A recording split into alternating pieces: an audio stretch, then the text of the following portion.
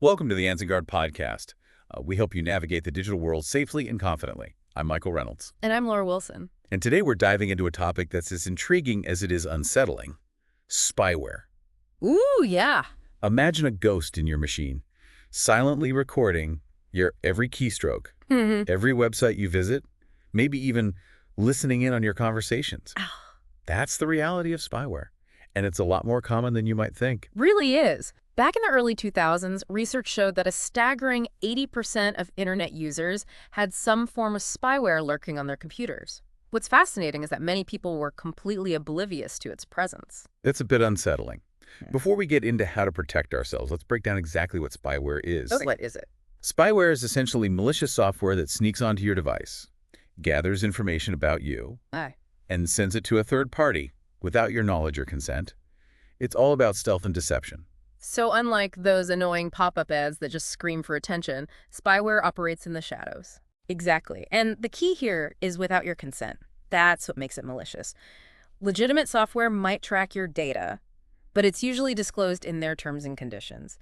Spyware, on the other hand, is all about operating under the radar.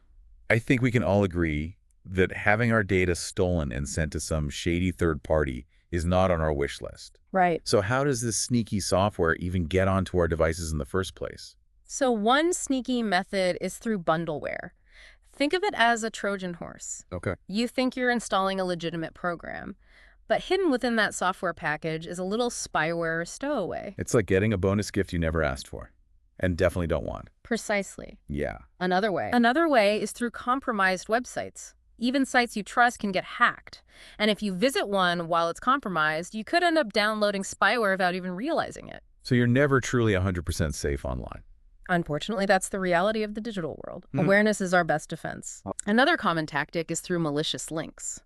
You know those tempting links in emails or text messages that promise something too good to be true? Yeah. They could be bait to lure you into downloading spyware. Right. Like those "you've won $1 million" emails. We all know they're fake.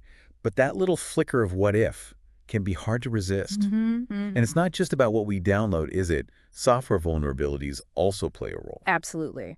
So you meticulously vet every app before downloading. But what about those pesky software updates? Turns out skipping those could be leaving you wide open to spyware. Outdated software can have security holes that spyware can exploit. It's like leaving a window open in your house, an invitation for trouble. So that's why it's crucial to keep all our software, especially our operating systems, updated with the latest security patches. Those updates aren't just about getting new features. They often include vital fixes to plug up those security holes. Exactly. It's like regularly checking the locks on your doors and windows. And it's important to remember that spyware isn't just a Windows problem. Right. It can affect Macs, iPhones, Android devices, anything that connects to the internet. So no one is immune. Let's talk specifically about mobile spyware for a second. Okay. How does that usually spread? So you have flaws in operating systems, especially if you're not running the latest version. Right. Then there are malicious apps, those sneaky programs disguised as harmless downloads. And let's not forget about unsecured Wi-Fi networks. Connecting to public Wi-Fi at a coffee shop or airport is essentially broadcasting your data for anyone to potentially intercept, including those with malicious intent. Okay, that's enough to make anyone paranoid. Right. Let's shift gears for a moment and talk about why spyware is such a big deal. What problems can it cause? Okay. What are the problems? Data theft is a major one. Spyware can steal your passwords, your credit card numbers, browsing history, anything valuable stored on your devices. So all that personal information falling into the wrong hands? Can't even imagine. Yeah.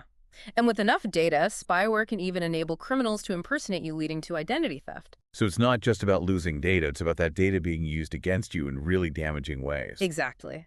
But the problems don't stop there. Some spyware is just poorly designed. Oh. Its presence on your device can lead to slowdowns, crashes, even overheating. And then there are the disruptions. Annoying pop-up ads, redirected searches, hijacked home pages.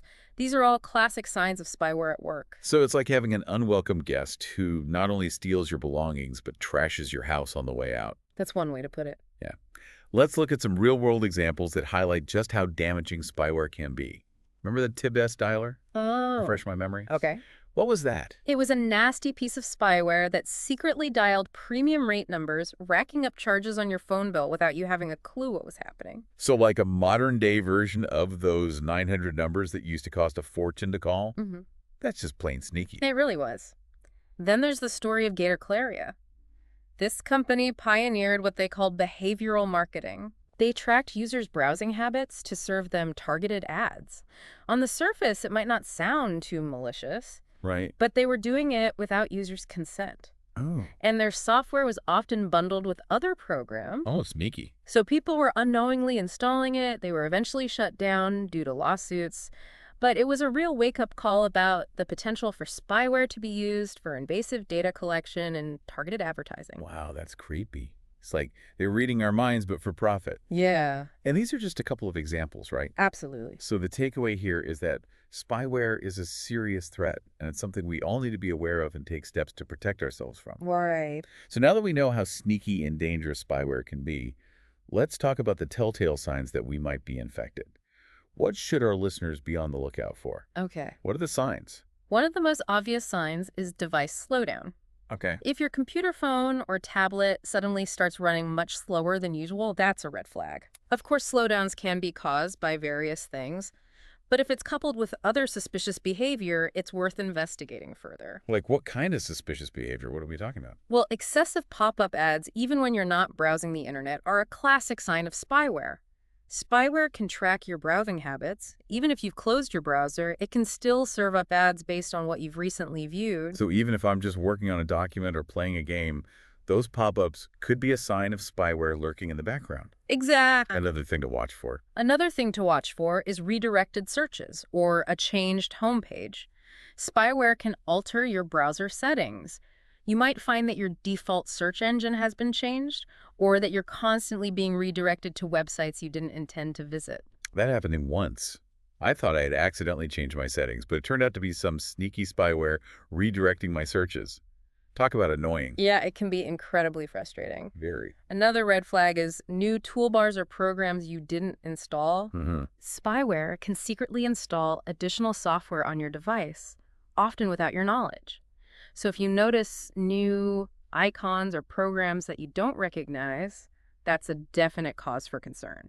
What about unusual network activity? Can that be a sign of spyware as well? Absolutely. Yeah, so. Spyware can consume a lot of your bandwidth. Oh. You might notice that your internet connection is suddenly much slower than usual, or that you're using up a lot more data than you normally would. If you're tech-savvy enough to check your network connections, you might see connections to unknown IP addresses, which could be a sign that spyware is sending your data to a remote server. Okay, that's a lot to keep in mind.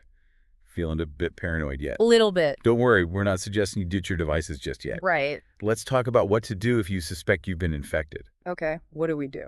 First and foremost, don't panic. Okay. While these signs can be strong indicators of spyware, Right. they could also point to other types of malware or even just software glitches. The important thing is to get a professional diagnosis. So what does that involve? Do we need to take our devices to a tech guru and have them perform some sort of digital exorcism? It's not quite that dramatic. Okay, good. The most effective way to identify and remove spyware is to use a reputable anti-spyware tool. Okay. Like the kind that comes bundled with many antivirus programs. Yes, exactly. A good anti-spyware tool will scan your device for any known spyware signatures and remove any threats it finds. So it's kind of like a digital detective sniffing out the bad guys and hauling them away. That's a great way to think about it. Yeah. If you're not comfortable doing it yourself, you can always consult with a cybersecurity professional. Right. They have the expertise and the tools to thoroughly scan your device and remove any threats, including spyware. That makes sense. Yeah. It's always better to err on the side of caution when it comes to our digital security. Right. So we've covered what spyware is, how it gets onto our devices, and the problems it can cause. Right. But now comes the most important part. How do we protect ourselves from this digital menace? What can we do? Well, the good news is that there are several steps you can take to significantly reduce your risk of getting spyware. Okay, let's hear it. I'm all ears, and I'm sure our listeners are too. What's the first line of defense? Remember what we said earlier about prevention being key? Mm-hmm. Well, that applies here as well. It's much easier to avoid spyware than to remove it. Makes sense. So let's start with some actionable tips you can implement right away. Let's do it. I'm ready to fortify my digital defenses. What do we do? Okay. Be cautious about downloading software. Okay. It might sound obvious, but you'd be surprised how many people just click download without a second thought. Oh, yeah. Stick to official sources like the developer's website or reputable app stores.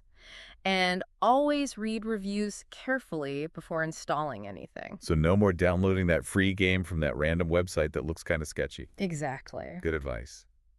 Think of it this way. Would you eat food from a restaurant that had terrible reviews and a questionable hygiene rating?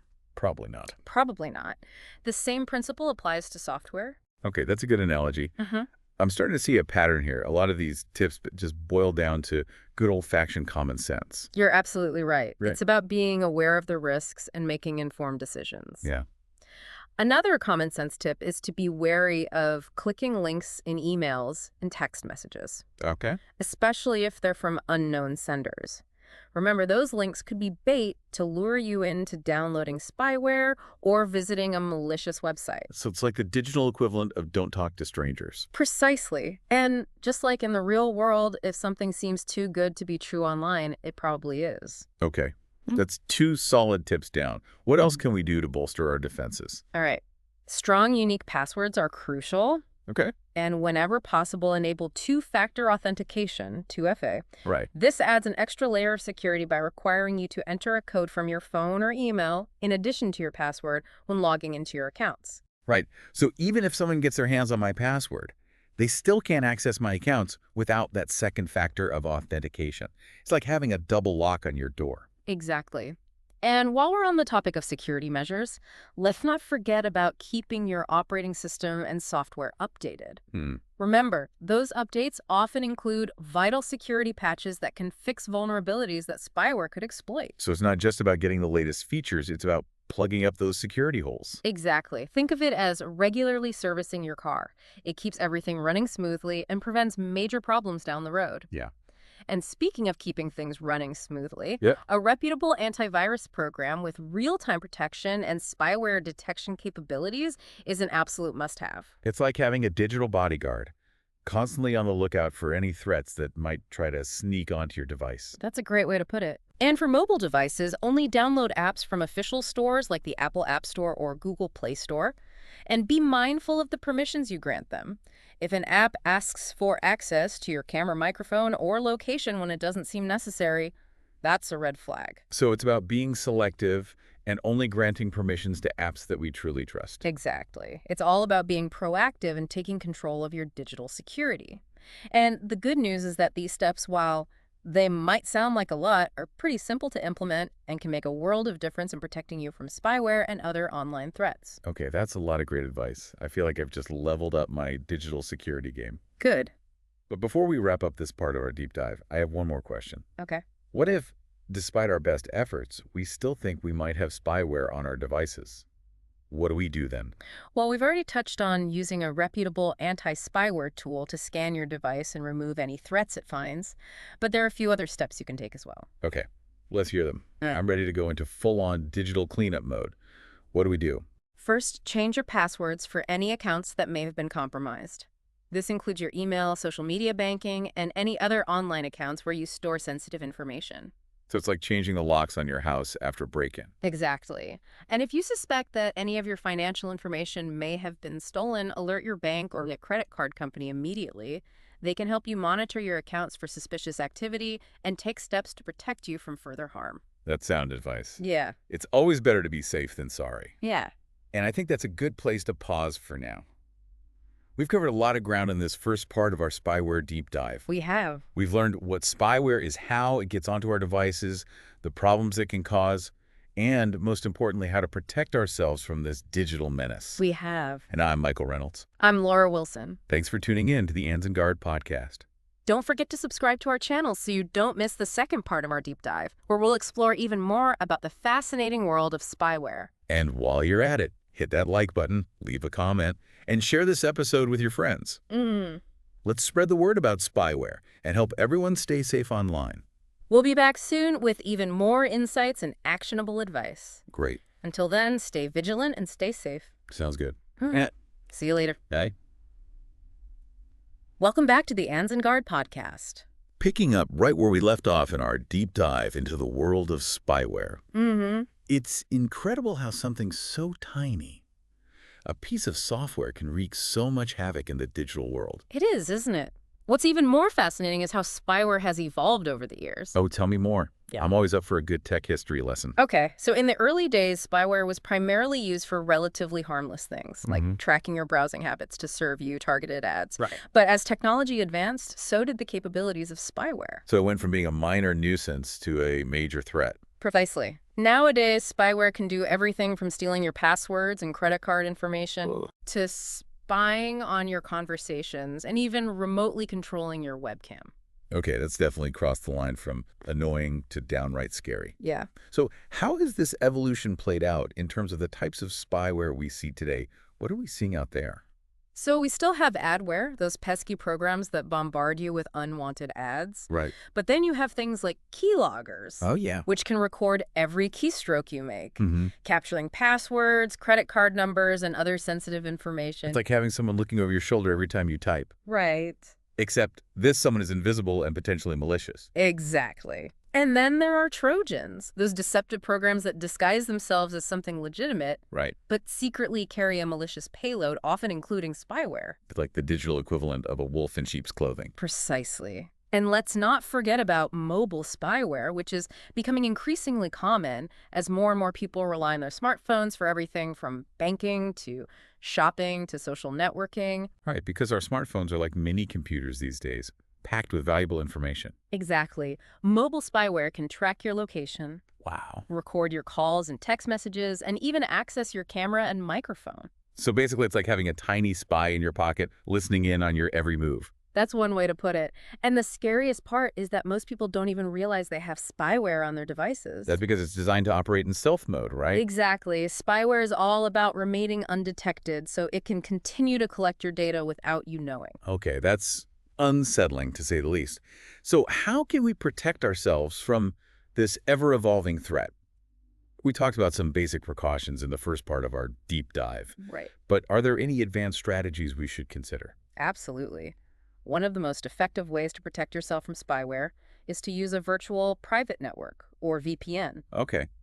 For those of us who aren't tech wizards, can you explain what a VPN does? Sure. A VPN essentially creates a secure encrypted connection between your device and the internet, making it much harder for spyware to intercept your data. So it's like having a secret tunnel for your data to travel through, shielded from prying eyes. That's a good analogy. When you use a VPN, your internet traffic is routed through a server in a different location, Okay.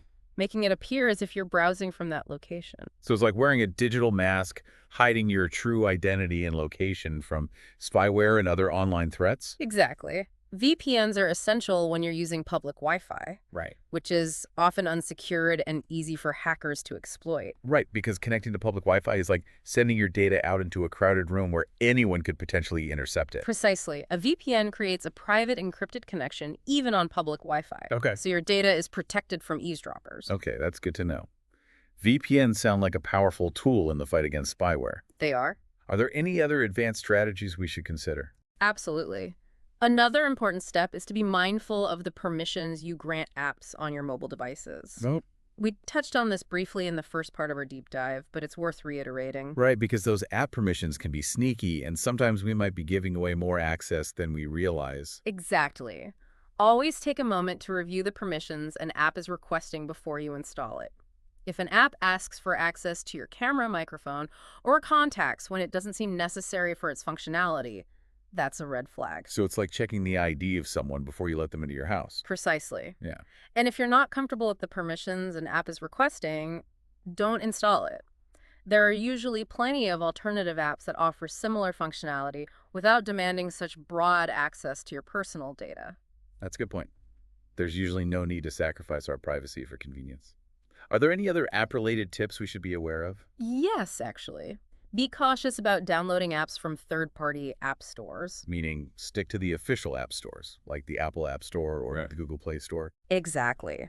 Third-party app stores often have less stringent security measures, making it easier for malicious apps, including those containing spyware, to slip through the cracks. So it's like shopping at a reputable store versus buying something off the street from a stranger. Right. you're more likely to get a genuine, safe product from the reputable source. That's a great analogy. And speaking of reputable sources, another tip is to be wary of clicking links in social media messages or posts, even if they appear to be from people you know.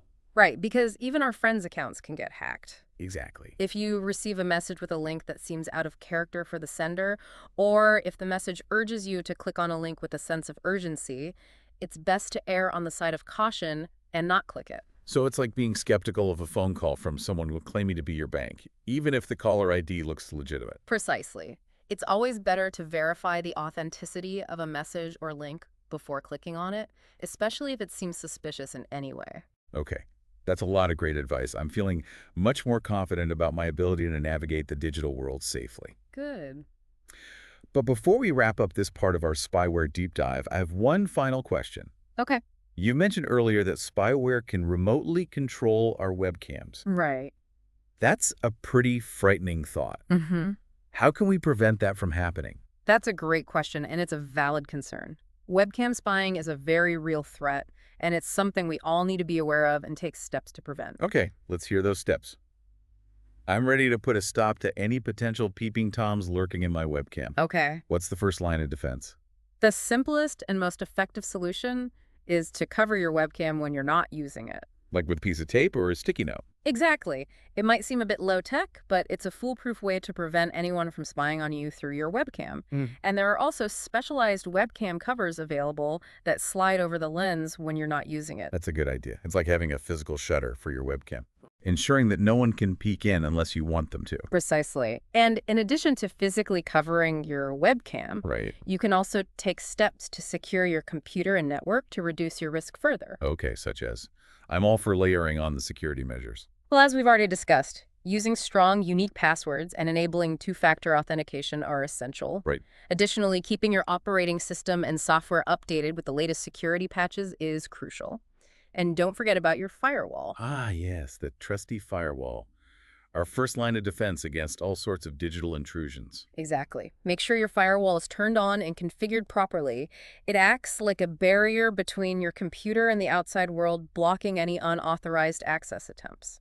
So it's like having a security guard at the gate, checking the credentials of everyone who tries to enter. That's a good analogy. Yeah. And if you want to take your security to the next level, consider using a dedicated anti-spyware program. The kind that goes above and beyond what a typical antivirus program offers? Exactly. A dedicated anti-spyware program can provide more comprehensive protection against spyware and other forms of malware, scanning your computer in real time for suspicious activity and removing any threats it finds. So it's like having a team of digital detectives constantly on patrol, looking for any signs of trouble. That's a great way to put it. By taking these steps, you can significantly reduce your risk of becoming a victim of webcam spying or any other form of spyware attack. Yeah. Remember, knowledge is power, and by being aware of the threats and taking appropriate precautions, you can stay safe and secure in the digital world. That's an important point. Awareness is key. We can't protect ourselves from what we don't understand. Right. But let's face it, the digital world is constantly evolving. What new spyware threats are on the horizon that we should be aware of? Welcome back to the AnzenGuard podcast. We've been uncovering the secrets of spyware, those digital spies lurking in our devices. It's been quite a journey, hasn't it? From understanding how spyware infiltrates our systems to learning practical tips to protect ourselves. Yeah, we've covered a lot of ground. But there's one crucial aspect we need to address before wrapping up: the legal and ethical implications of spyware. You're right. It's not just about the technical side. Spyware raises serious questions about privacy surveillance and the responsible use of technology. And those questions are becoming even more critical as our lives become more intertwined with the digital world. Absolutely. So let's navigate this ethical minefield. What are some key legal and ethical concerns surrounding spyware? Okay, I'm ready to dive in. Feels like we're stepping into a murky gray area. Where one of the most fundamental issues is consent. As we've discussed, spyware is often installed on devices without the user's knowledge or consent. This raises serious concerns about privacy violations. Right. We have a right to know what's happening on our devices and who has access to our information. Exactly. And when that right is violated, it can have serious consequences. Spyware can steal sensitive information, track our movements, and even spy on our conversations. Yeah, it's a huge leap from a minor annoyance to a major invasion of privacy. So what are the laws surrounding spyware? Are there legal repercussions for those who create or use it? The legal landscape surrounding spyware is complex and varies from country to country. It's not as simple as saying spyware is a legal end of story. So there's no one-size-fits-all answer. Unfortunately not. In some jurisdictions, spyware is explicitly illegal. For example, in the United States, the Computer Fraud and Abuse Act prohibits intentionally accessing a computer without authorization, which would cover many forms of spyware. So at least there's some legal recourse in those cases. There is. But in other jurisdictions, the laws surrounding spyware are less clear-cut. Some countries might have laws that prohibit specific types of spyware, like keyloggers, but not others. So it sounds like navigating these legal waters can be tricky. And to make things even more complicated, I understand there's some legitimate uses for spyware. That's right. It might seem counterintuitive, but there are a few limited circumstances where spyware might be considered acceptable. Okay, I'm intrigued. Tell me more. When would using spyware be considered okay? For instance, some parents use parental control software, which often includes spyware-like features, to monitor their children's online activity. I can see how that could be justified, especially for younger children who might not understand the risks of the internet. Exactly. It's about striking a balance between protecting children and respecting their privacy. But even in those cases, transparency is key. Parents should be open with their children about the software and why they're using it. Right, sneaking around and spying on your kids just breeds mistrust and resentment. It does. And it's important to remember that even with parental control software, there are ethical limits. Monitoring every keystroke a child makes is likely going too far. Right, it's about finding that reasonable balance. So parental control is one example. Are there others? Yes. Some companies use spyware-like software to monitor employee computer usage. That one feels ethically ambiguous. What's Yeah. the justification for that? Companies argue they need to monitor employee computer usage to protect intellectual property, prevent data breaches, or ensure employees are using company time productively. I see their point, but it still feels like a slippery slope. It is. There are concerns about employee privacy. Companies need to be transparent about their monitoring practices and ensure they're not crossing ethical boundaries. Right, employees have a reasonable expectation of privacy in the workplace. Yeah. Constant surveillance can create a hostile and distrustful environment. You're right. It's about finding a balance between protecting company interests and respecting employee privacy. And in some cases, employee monitoring might even be illegal. Okay, good to know. So we have parental control and employee monitoring as potentially legitimate uses for spyware. Are there any others? There are a few niche cases, like law enforcement using spyware to track criminals, but these situations are highly regulated with strict legal guidelines. Right, that makes sense. It seems like the vast majority of spyware use falls outside these limited exceptions, making it unethical and often illegal. That's a fair assessment. Ultimately, we all need to be aware of the risks of spyware and take steps to protect ourselves. Especially since, as we've learned, spyware can have significant consequences for our privacy, security, and finances. Absolutely. And as technology advances, spyware will likely become even more sophisticated and pervasive. It sounds like an ongoing battle. We need to stay vigilant. We do. But the good news is that by staying informed, taking precautions, and advocating for our digital rights, we can make it much harder for spyware to succeed. Well said. I think that's a great note to end our deep dive on. We've covered a lot of ground, from understanding what spyware is and how it works to exploring the ethical and legal complexities surrounding its use. We have. And I hope our listeners feel more equipped to protect themselves from this digital threat. I hope so too.